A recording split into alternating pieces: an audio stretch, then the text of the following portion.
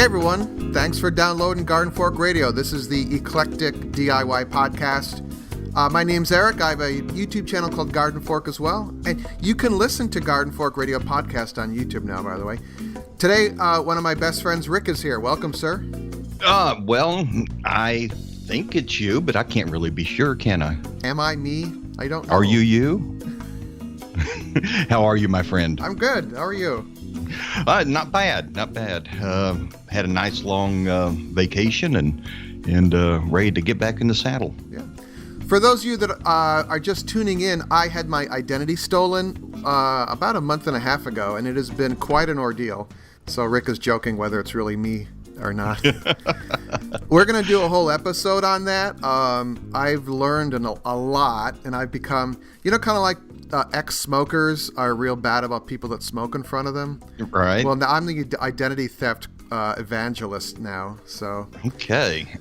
The easiest, biggest thing you can do is go to your 3 credit reports, which is Experian, TransUnion, and Equifax, and it's called a lock or a freeze on your credit report. It's like $10 or $11 per report per year, so that's $30 a year and a little bit of paperwork, and that anytime a creditor or a bank wants a request of your credit report, they will bounce back that request saying the credit report has been frozen by the owner, and that flags it to being a suspect application for credit. Right. And it will save you from the hours and hours. I'd say it's been a week and a half of solid work and postage and phone calls of me having to climb out of this thing. And people offer a credit monitoring service. Some credit cards offer it for free. I think Discover does. But it's if you want to pay for it, it's $200 or $300 a year. And it's pretty pricey. All it does is tells you when someone's dinged your credit report. Someone's asked for a request for it. And then you have to run around and put the fire out. If you freeze your credit report, as long as you're not going to apply for a new credit card soon, buy a car soon, or buy a house soon, you don't need it. Or apply for a job soon because they run credit checks on you. And It only takes a day.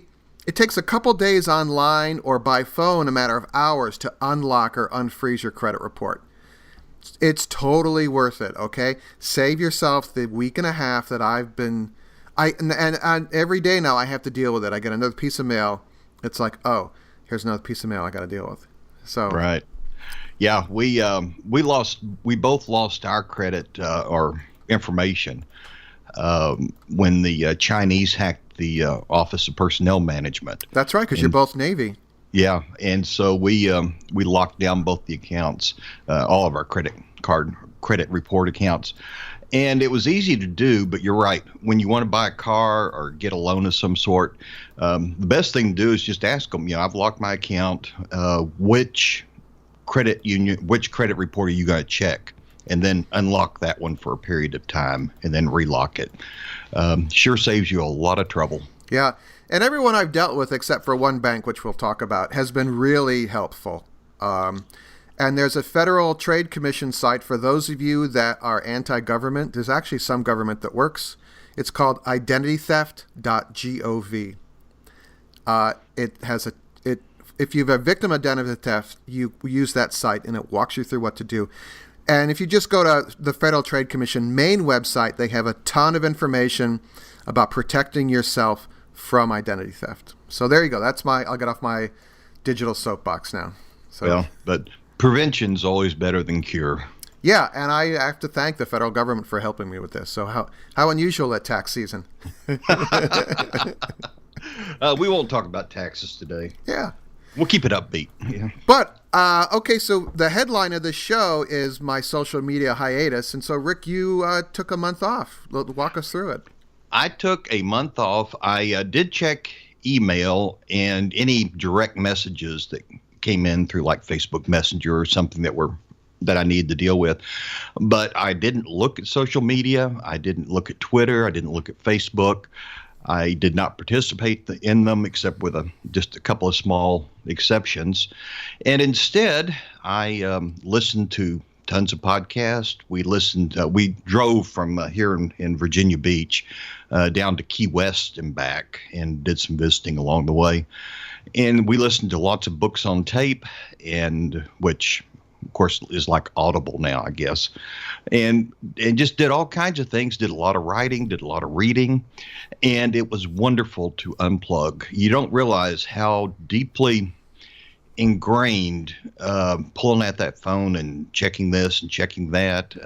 Really tried to avoid that, and we had a great time. And I am being very careful what I add back into my social media diet, but it was like going cold turkey. Nice. And you survived just fine. Oh, I am better than ever, actually. Have you been down to Savannah yet for your No, I'm going this week. If anyone is in Savannah, Georgia, I'll be there the 5th, 6th, and 7th of April. Email me, radio@gardenfork.tv. Maybe we could meet up. I'll be in a hotel somewhere, and then I will be at a garden, like a botanic garden of some sort, doing some community service work. Wow. Well, for Troy Built. Yeah, so. You bet. The reason I asked is we stopped in Savannah on the way down for a couple of days. And one of the things we listened to was a book called Midnight in the Garden of Good and Evil, which features Savannah and Savannahans properly. And there's a new ebook seller, and it's called Meta Book, Metabook. And you can read the book, but they also do an audio radio play with several different actors that recreate the entire book. And that was a lot of fun. And we listened to that all the way down. And then we went and visited a lot of the sites that we saw in Savannah.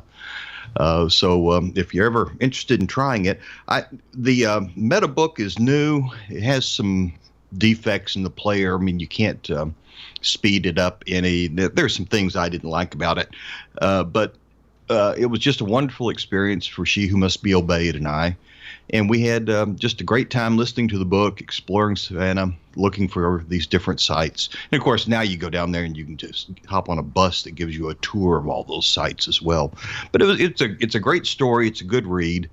And then I read all kinds of books as we worked our way down the coast and back, and it was just wonderful to not have to worry about social media, getting involved in the small grass fires that pop up in every little forum, except the Garden Fork question and answer forum. Yeah, and it was just a great experience. I really recommend it. I think people are investing way too much in this first generation that have had these things.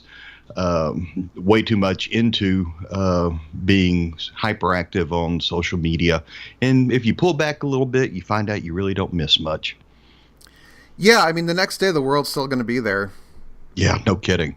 I turned off the news feed on my iPhone. I mean, because I'm just like, I only look at the news once a day on purpose. Because it's just like, sure. On Facebook, my friends are always screaming, "Oh my God, they did this today," and I'm like, just breathe, Yeah, breathe. Nothing is ever in politics particularly, but in the world in general, nothing is ever settled finally. It's always going to be a stew of some sort. And there's such nuance too. I mean, there's this attention-grabbing headline, and I mean, public policy moves very slowly, and rarely is it draconian. And not as draconian as most people make you believe. Right. So actually what I like the New York Times about is they do an analysis of an event or a legislation or an executive order, and they're like, well, here's what it really says. Here's the impact. Right. And executive orders don't have as much power as everyone thinks they do. So No. because there's 4 million people that work for the U.S. government, is it? I think that's it, yeah. Well, trying to get them all to do something by just an executive order after they've been entrenched doing this other thing for a really long time. It takes a while to turn the ship. Yeah. So, if you skip a day, you're just going to be just fine, in other words. I think I've mentioned this before here, but, I listen to a lot of podcasts, but the only news I listen to is NPR Top of the Hour once a day. And so you get 5 minutes of just headlines, and that's all you really need to know for the rest of the day, unless something really big is going on. And then I collect the end of the week summary podcast, particularly if they're roundtable podcasts that give reporters time to get all the facts and try to get them pretty much right, and then have several points of view about what does it mean. And it just makes a lot more sense, and it's a lot more dignified than being in an uproar all the time and not really knowing what you're in an uproar about. The PBS NewsHour does that. They have a end of the week recap with people from different sides of the political aisle. Yeah, Washington Week in Review is another good one. Yeah. Yeah. All right. Anyway. Let's move away from that. Let's go. Let's do some gardening or something. Yeah. It snowed here.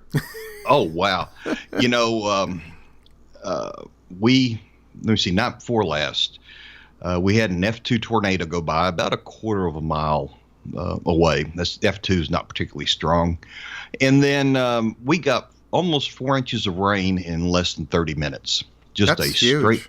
Just a straight down downpour.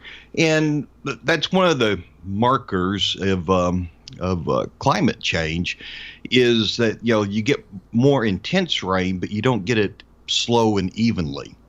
And so, they were predicting that, and that's kind of what a lot of people are seeing. You get this deluge, and it hits the ground. It really doesn't get a chance to soak in. It runs off into the gutters, and it seems like you should be doing really good with 4 inches of rain, but I bet we didn't absorb even a quarter of that. Yeah, because all the roads are cement. Drivers are cement, parking lots are cement, so it all just runs off, or asphalt, and it runs off rather than soaking in. Well, the city of Norfolk just went over 56% blacktop or cement for the entire city.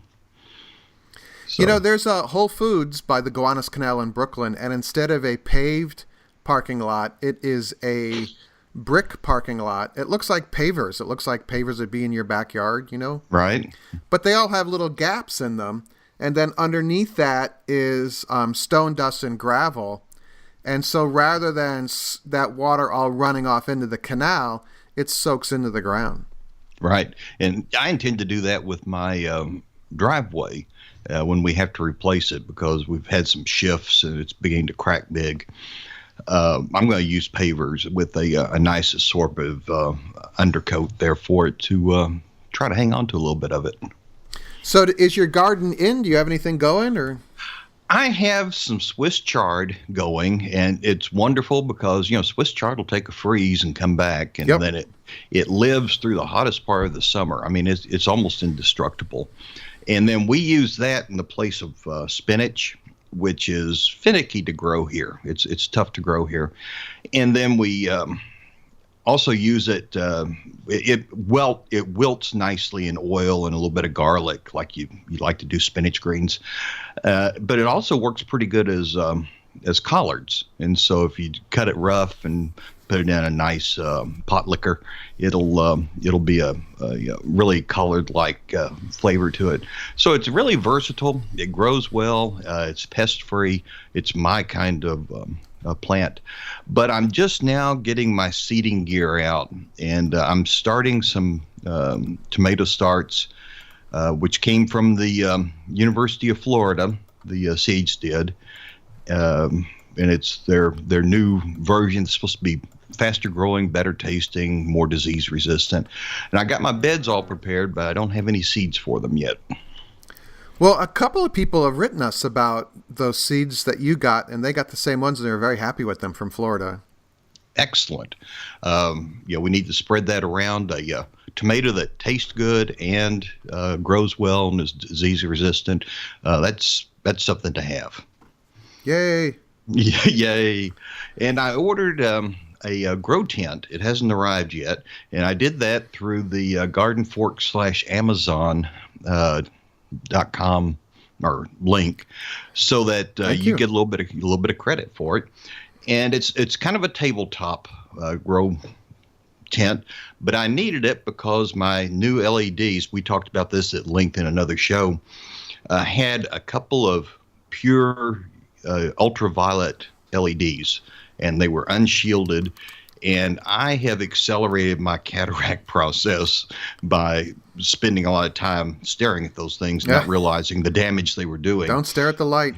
Don't stare at the light. And so I'm putting the lights in this grow bag, and I'll be able to zipper it up. Has nice Mylar reflective sides and bottoms and everything, and that will keep me from having to look at that so much. And so I'm hoping you'll help me control the humidity and the temperature a little better, and get these plants up and growing and get them into the ground soon. Excellent. I posted a video last week about a mini greenhouse fail. Actually, people seem to like that I share my failures, so that's not too hard. Yeah, there's so many of them. But the my most robust hoop house, I just put hardware store 3 mil semi-clear plastic over it. Right. And the plastic fell apart after only one winter, and I was a little surprised by that. It usually lasts about 2 or 3 winters. Yeah, not UV stabilized. Right, and I think the manufacturer, it's just the same brand I bought before, and I think maybe they kind of lessened the quality of the plastic, right. Perhaps. But I got some really good feedback on the YouTube video about a couple things to do, and one is to from the plywood sides across the PVC hoops is to run lateral lines of just twine, like baling twine. Mm-hmm. And that will help support the plastic and keep it from caving in. And also, I screwed from the PVC into a wood support, and people suggested screwing from the wood support into the PVC, and that way the screw head is not on the top of the arch of the PVC where it can rip the plastic. The screw head. Oh, yeah, that makes good sense. Yeah, it was really brilliantly simple and something I did not think about. But now that you have the plastic off your hoop houses, I am toying with the idea, and maybe because mine have come off too, they both rotted away.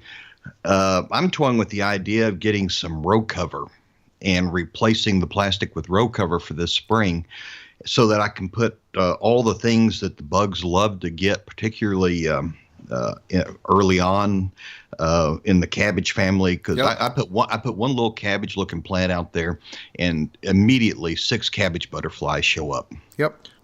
And so I'm thinking about trying that process outside to see if I can kind of stave off some of the worst effects of the critters, and like give the plants a chance to get up and get going good before they're exposed to it. Yeah, it's the row fabric I think works really well, especially for squash and pumpkins, because there is a moth that lays its egg at the base of that plant actually before the flowers open, the fruiting flowers. And so if you cover it with a row fabric, they can't get to that stem. So right. That's a way of not using a spray to protect them. Yeah, and if they get to the stem, particularly if you get squash vine borers or something. Those are them, yeah. Yeah, you have to spend all your time down on your knees, making little slits in it's just easier to prevent it, particularly when you get to be my age and you got replacement knees. Yeah. Just prevent that problem. Don't even let it get started. If you see a moth that sounds like a little hummingbird flying around near your squash, you're toast, because that's the moth that lays the eggs. So if they're already near there, it may be they've already laid the eggs. So right, and I heard your excellent interview. You pulled it from the archives just a day or two ago with your neighbors that run a produce stand. Yeah, yep. Priscilla. And, she had a lot of good advice. And one of them that I really liked was just using dirt to hold your row cover down. Don't try to use the fabric pins and all that fancy stuff. She said something funny. She says, I've spent years getting rocks out of my garden. I'm not going to bring rocks back in to hold down the row covers.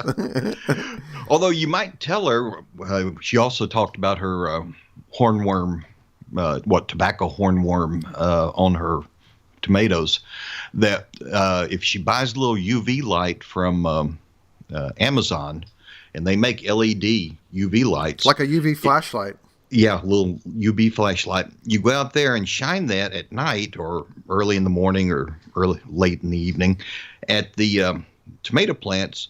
The hornworms have a blue streak that fluoresces. There are three like gills almost that Wow. fluoresce, and they make it really easy to find the hornworm.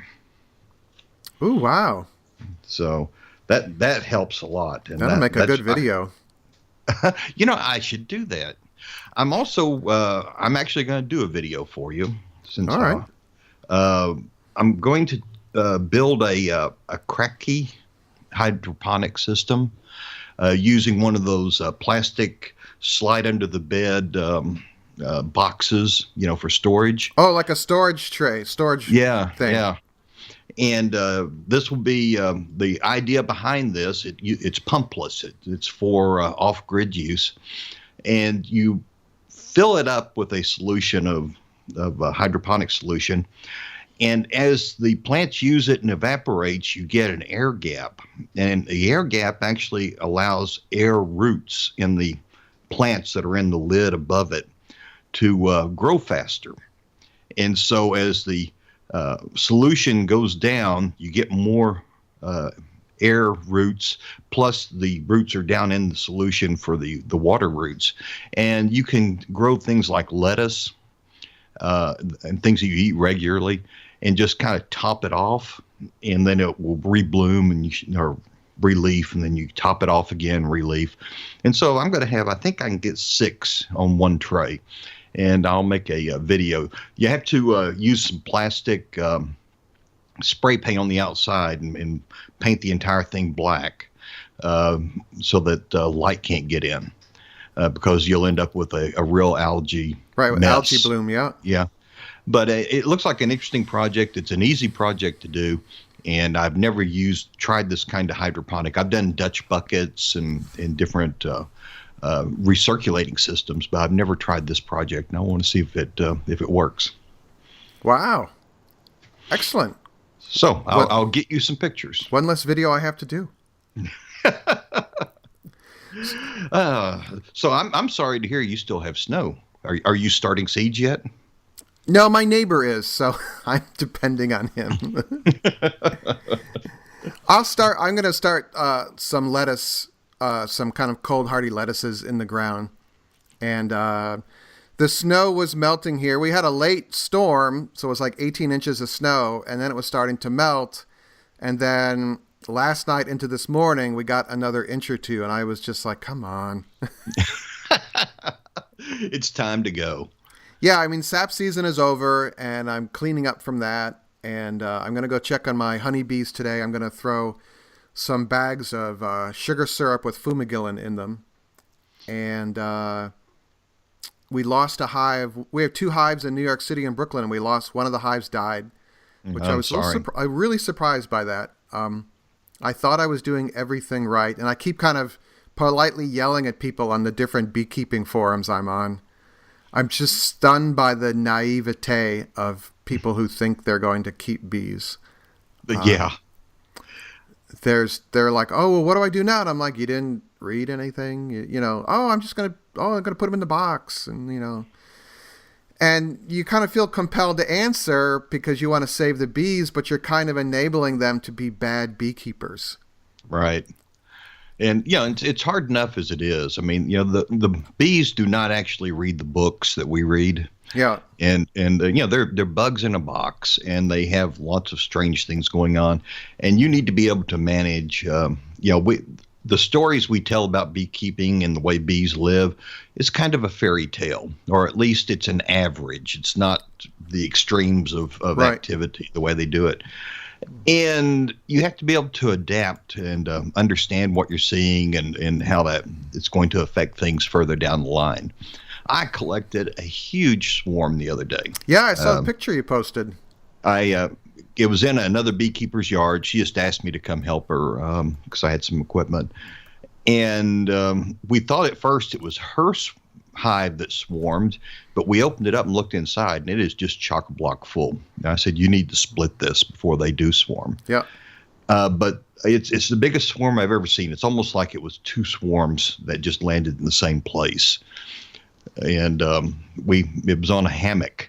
But we got it off, and she did most of the work. In fact, I stood around in shorts and a short sleeve shirt without a veil, and just kind of took pictures and directed from afar a little bit. So she got to keep the swarm then. She got to keep it, yeah. But the thing about swarms is you need to be prepared to have a swarm, which means have some place to put them. You cannot keep a swarm that big in a bucket for very long. I mean, the bees will suffocate. They'll overheat and suffocate. And so you just can't count on the bees waiting for you to nail together some boxes and get some frames put together and that kind of thing. Yeah, I have a hive on standby. It's sitting in the basement. Yeah. My story of naivete is I went to pick up a package of bees yesterday in Brooklyn, and we did a group purchase from Man Lake, and they have a warehouse in Pennsylvania. So a couple guys drove to Pennsylvania and brought them back, and one person I was talking to picking up bees, I didn't recognize them, and they said, "Oh, well, my bees died over the winter, and the hive is empty." And I'm like, "Well, that sounds like mites." I didn't say that. And I said, "What did you treat for mites in the fall?" She says, "Oh, no, because we didn't see any mites." I'm like, "Well, the mites live in the cells with the larvae. You know." "Oh, well, we didn't see them, so we didn't treat." And I don't want to treat. And I'm like, "Okay, well, then Dave from Clean Slate Farm is going to disagree with me on this, but you're not going to have any bees." So and I just was like, why? You're just killing them. It's hard to keep bees here. We had, almost 2 weeks of 60 to 70 degree weather. And then we get that one cold snap. And so the bees have broken cluster. They're flying around, burning up all that energy, and they're not finding anything to bring in. And then the queen says, "Oh, it must be nice and outside, so I'm going to go down here and start laying." And then you get that cold front that comes through, and we always get that cold snap. And she's frozen down on the comb trying to lay because, bees are cold-blooded. So when it gets colder, they move slower. And she can't work her way back up into reform the cluster on the honey and generate some heat. Because that's what the whole point for people that are not beekeepers or haven't heard us talk about before. That's the whole point of leaving honey in the hive or feeding bees with sugar or sugar water, that kind of thing, is the bees will sit in a ball and kind of shiver. And that burns a lot of energy, but it also makes a lot of heat. Yep. And that's how they stay warm during the winter. And once they break that cluster and they kind of spread out and go do their own thing, it's difficult for them to kind of get the impulse to reform that cluster again. And the queen goes off and she freezes, and then you end up with a queenless hive and you don't know it. And a lot of the bees, this is when we lose a lot of our bees anyway. They just die from being caught out somewhere. And the stress of the winter. In the stress of the winter. So it's tough in this region to keep bees, and it seems like it's getting harder to do. If it would get really cold and stay cold and then warm up, or if it would just stay warm all the time, so stuff was blooming and the bees could be active year-round like it was down in South Texas. Yep. When I was beekeeping down there, that would help a lot. But this in-between business is really rough. All right. So are you keeping some bees this year, or you're on a hiatus? I'm going to try to keep bees. Every year we graduate out of the Beekeepers Guild of Southeast Virginia. We graduate about 100 beekeepers, new beekeepers from our winter class. Wow. And I'm trying, and we really try not to import bees if we can avoid it. Yep.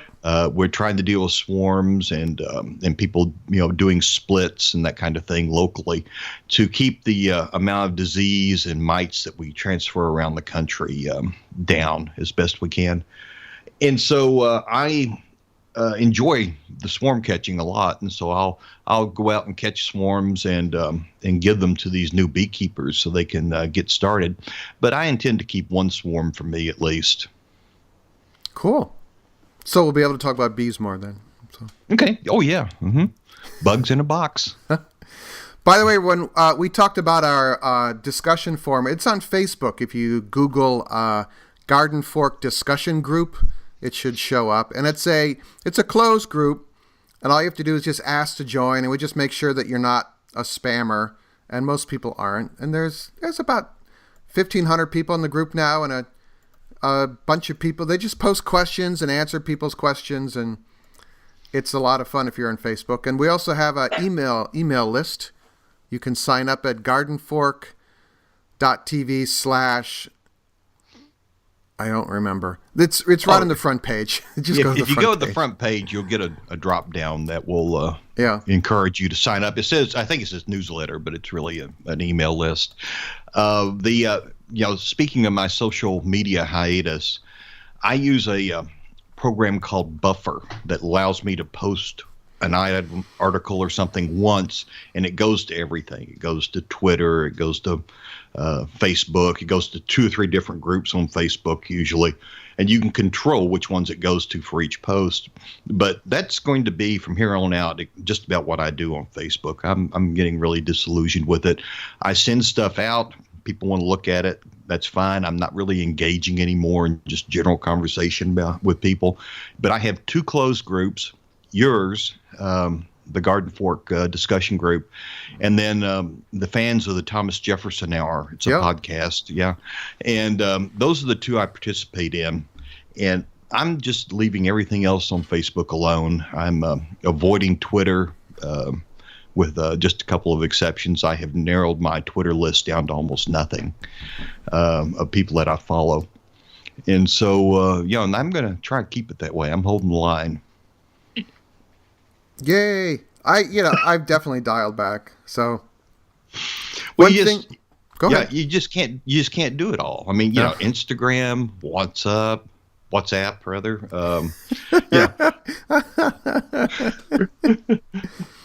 You just can't. You cannot do it all, and if you do, you make yourself crazy. Hey, one new thing I'm doing is a podcast that Sir Jimmy suggested last time he was on the show. It's called Space Rocket History. And, I'm kind of hooked on that. So if you want to geek out about space.